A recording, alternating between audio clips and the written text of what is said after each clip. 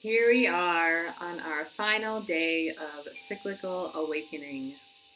Today we will be exploring the last season and phase of our cycle, the inner autumn and the premenstrual phase. This quote is by Nikita Gill. Some days I am more wolf than woman, and I am still learning how to stop apologizing for my wild.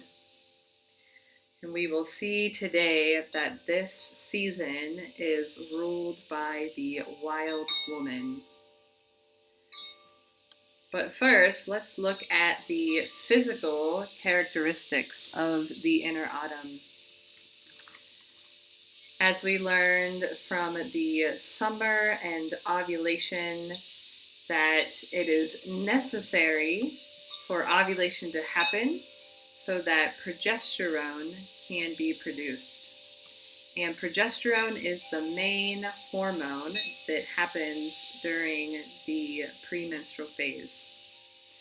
So after ovulation has occurred, the egg has ruptured from the follicle.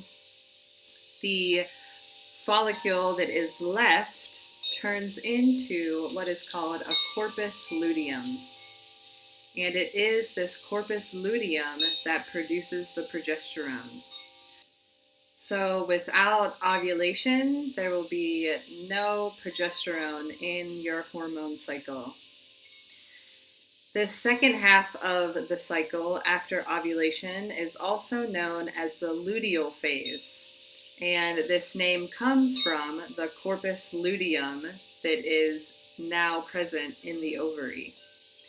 And the luteal phase of your cycle will stay relatively the same length every single cycle.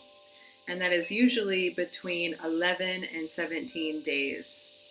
So if your luteal phase is 14 days, then every cycle you will be expecting it to be 14 days in length. This is why I had said earlier, if we have longer or shorter cycles, it is the first half of the cycle that is changing in length, and the second half stays the same. Now, progesterone is a very important hormone for a healthy pregnancy. It is what allows the baby to begin its growth as the egg and sperm, the fetus, have just implanted in the uterus and they begin to grow before the placenta takes over the production of progesterone. But even if you are not interested and do not want to become pregnant, progesterone is very healthy for our bodies as well, as it promotes brain development. It is known as an anti-anxiety hormone. It helps promote good skin and hair health. It reduces inflammation, reduces the prostaglandins that cause cramps and heavy bleeding. So if your estrogen is dominant, then your progesterone will naturally be deficient because estrogen will take over control and the progesterone won't be able to counteract that. Now, estrogen dominance is very common in our modern day lives. If you have or are currently on any hormonal contraceptive, that would be the number one reason that your estrogen may be dominant and progesterone non-existent to being very low. And we also know that surrounding us in our environment are xenestrogens, which are found in plastics and non-organic foods from the hormones that are given to animals or given into the soil, as well as our toxic beauty products in cleaning, household cleaning products, things like that can contain compounds that mimic estrogen once they are in our body. So it's very important if we want to have a good balance of our estrogen and progesterone to rid ourselves of all of the excess estrogen that could be coming into our bodies. Because this can result in PMS, PCOS, migraines, the heavy bleeding with clotting, fibroids, endometriosis. It also allows the androgen hormones in our bodies to be high, resulting in acne and hair loss and infertility. So we want to make sure that we are making our body in the optimal position to ovulate and to produce as much progesterone as it can. The other thing we need to do for this is to optimize our liver function. So our liver is used to flush out all of that excess estrogen. So it is best, especially during the inner autumn, to try and avoid things like caffeine and alcohol that put extra stress on our liver, and possibly for your entire cycle, and you'll see reduced symptoms of some of those things that are resulting of progesterone deficiency. And also possibly cutting out other problematic foods in your diet, and the top 3 being gluten, dairy, and sugar. So if you want to just try it out for a few cycles, it's recommended for 3 cycles to cut it out to see what the difference will be for you. And then you can decide what is actually healthy for your body and what is not. And when we come down to this part of our cycle, the premenstrual phase, we see that this is the report card for our cycle. So any symptoms or signs of disbalance that come up during this part of our cycle will show us how we have taken care of our cycle and how our hormones are working and balancing together or not. So let's move on to the energetic body of the inner autumn. And as we know, the inner autumn will be dependent on our experience of our inner summer. And one of the main things we'll look for is how we have eased into slowness at the end of our summer, crossing over into the autumn. I know for a lot of us, we try to hold on to that summer energy for as long as we can. But if we don't watch out, we can fall off the cliff and dive deep into the inner autumn, and it can be like a smack on the wall when we get to the inner autumn phase. If we can learn how to slow down towards the end of our summer and flow into the autumn, then we will have a much smoother transition instead of such a jarring one that is possible. There is a desire to gain more space, more personal space, because we are beginning to turn back inwards. There is a desire to protect our time and energy, and giving ourselves permission to say no to things that are not necessary or we do not have the energy for at this time. This is why it's very important to build and maintain strong boundaries in our inner autumn season. We also see that this is the end of the creative process. We know in winter, the vision was planted. In spring, it began to grow and form a plan. In the summer, it is blossoming and being put out into the world. And here we come to the inner autumn, which is a time for integrating that vision and the creation that we had back inwards, and really editing and paring down to only what is necessary. So we tend to notice a lot of details in our inner autumn, and we are able to put it all together or pull it all together into, what is necessary for us to then move forward and plant new visions. And there may be feelings of frustration that will come up as we become protective of these creations that we have birthed and tended to, nurtured and flourished and put them out and celebrated them. As we come down to the end of the cycle, we want to protect that space and that creation that we have. So if things threaten that creation, whether it be from within us or from the world around us, there may be feelings of frustration around that. In the inner autumn, the veil between the conscious and the subconscious becomes very thin. So you may experience a heightened dream state during this time, and you may be faced with your shadow side. And this is also the home of the inner critic. So our inner critic can show up at any time in our cycle, but we will see her most often during the inner autumn phase. And we have some choices of how to deal with her during this time. We can either fight her and just tell her that we don't believe what she is saying and counteract that with some gratitude and some celebration. And if you did a lot of gratitude and celebration in summer, that may help you when you're meeting your inner critic in the inner autumn. Or we can look beneath what she is saying.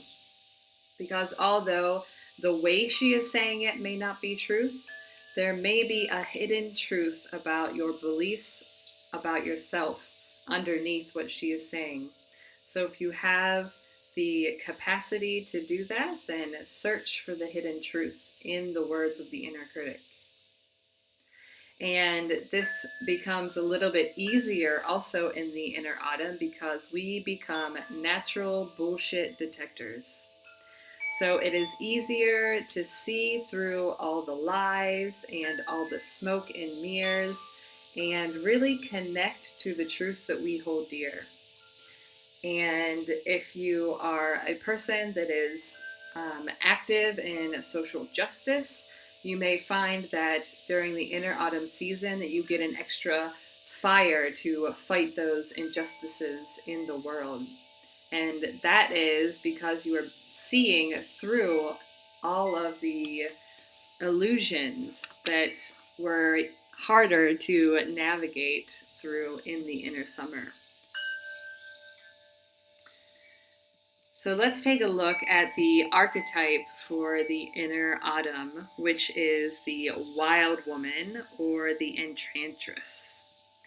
So the wild woman is that place within us that has been untouched by the patriarchy and the modern day kyriarchy society.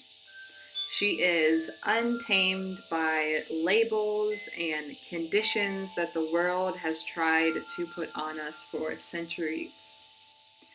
So this is a primal embodied knowing that is freed from expectations, and she is connected to her instinct and intuition. So the call here is to connect with that embodied knowing, that primal knowing, by moving freely. A great practice is just to move your body how she wants to move. This is a time to be brave and to find your voice. The wild woman will support you in sharing your voice. She uses her voice not only for her own liberation, but for the liberation of all beings. So it is not only your own benefit, but is the benefit of all if you're able to find and share your voice. And the wild woman, she knows how to shadow dance. So she is able to sit in the darkness of her shadows and not be afraid. She sees herself not as a victim, but as a survivor.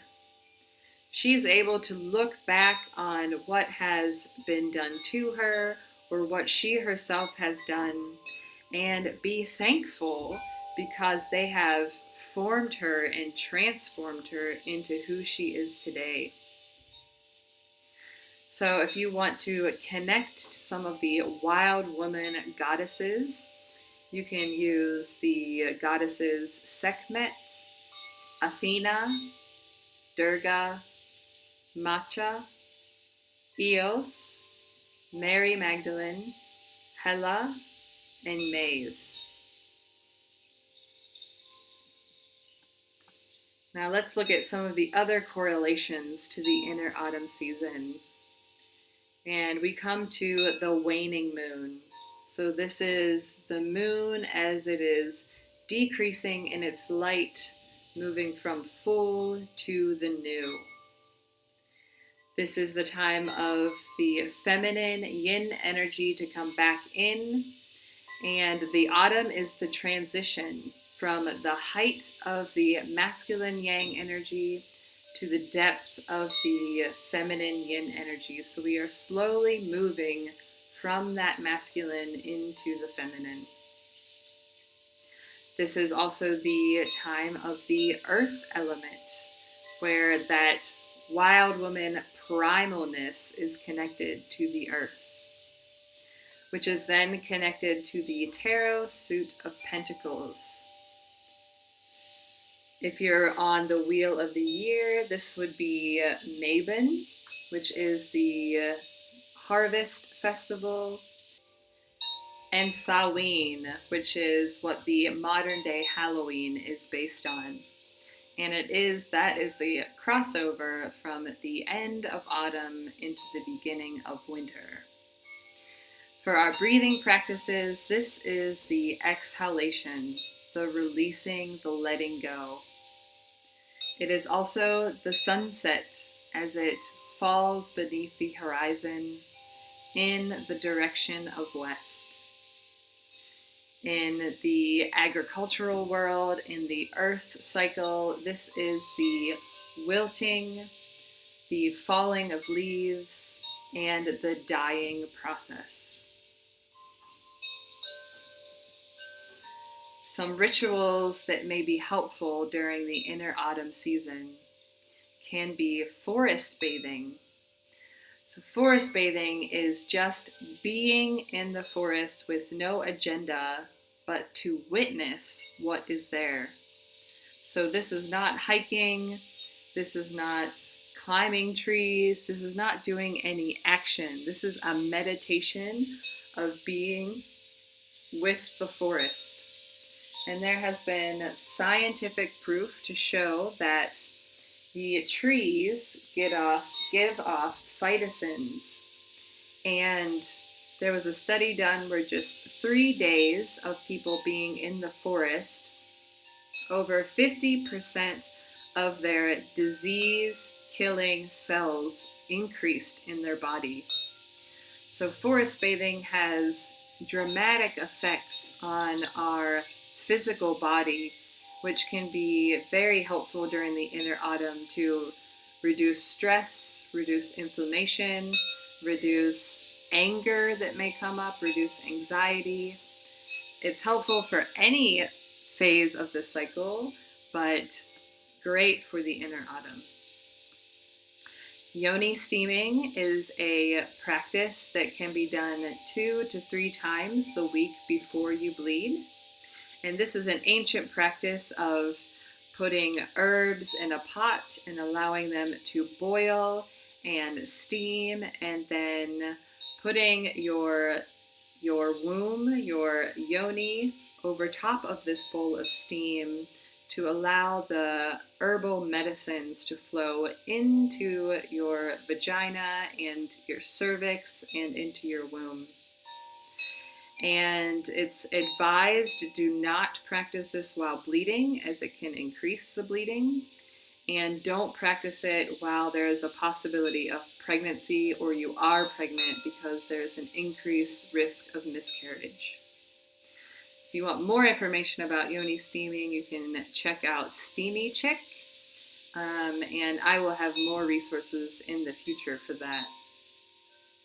Another great thing, if we notice ourselves becoming burdened by emotional overwhelm during the inner autumn, is EFT, or the Emotional Freedom Technique. This is a technique where you tap on the energy pathways, and it helps to create new pathways for the emotions to flow and become free of those emotions. And you can find simple videos on how to do that by Googling or on YouTube. To practice a releasing ritual, we can do a fire ritual where we write down things that no longer serve us, the things we no longer want in our lives, and then we burn them. And for the autumn, you can even practice this on dried leaves. And then we can also practice cleaning and organizing our physical space. And you may find a natural desire to do that during the inner autumn because we are preparing physically and mentally a space for us to bleed.